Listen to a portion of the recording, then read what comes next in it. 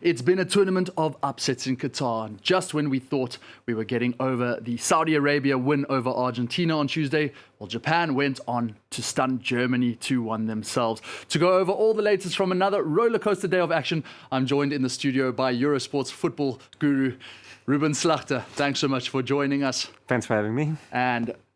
But first, I just want to go to France 24 reporter Selina Sykes, who had the pleasure of being at the Khalifa Stadium to witness that spectacle, Germany-Japan. Selina, it was going so well for the Mannschaft. Ilkay Gundogan's penalty in the 33rd minute, but then it unraveled. Just take us through the game.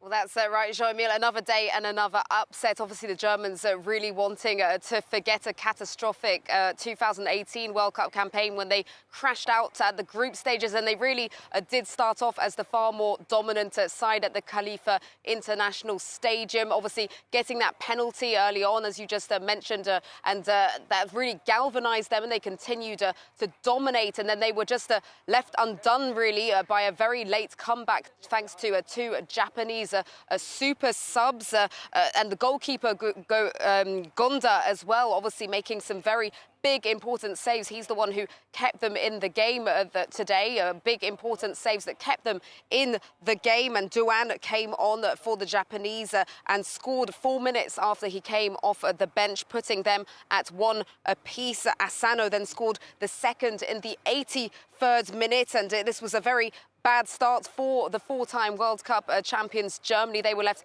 absolutely stunned by this later Japanese comeback here today. And, well, their next game, Jean-Emile, is against Spain, who obviously got a very good result today. There'll be a very tough task in front for the Germans as they finished their group today with 0 points.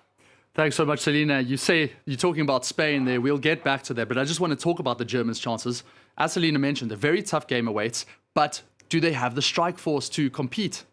Yeah, I think so. They created so many chances today, and they played quite well until that goal. It's strange to say because they lose 2-1 and it's a huge upset, but you can't say that Germany played a bad game.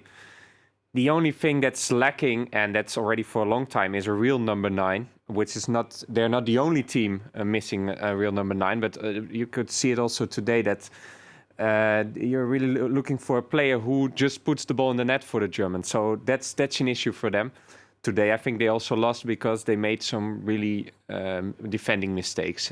Süle and Schlottersbeck, especially on the 2-1, were guilty, to say the least. And even Manuel Neuer wasn't completely should have done perfect. better at his near post. Yeah, and also on the first goal, the way he pushes the ball away is not perfect. But maybe Manuel Neuer has been so much time. He has been the best goalkeeper in the world. Then you also expect from him to do better.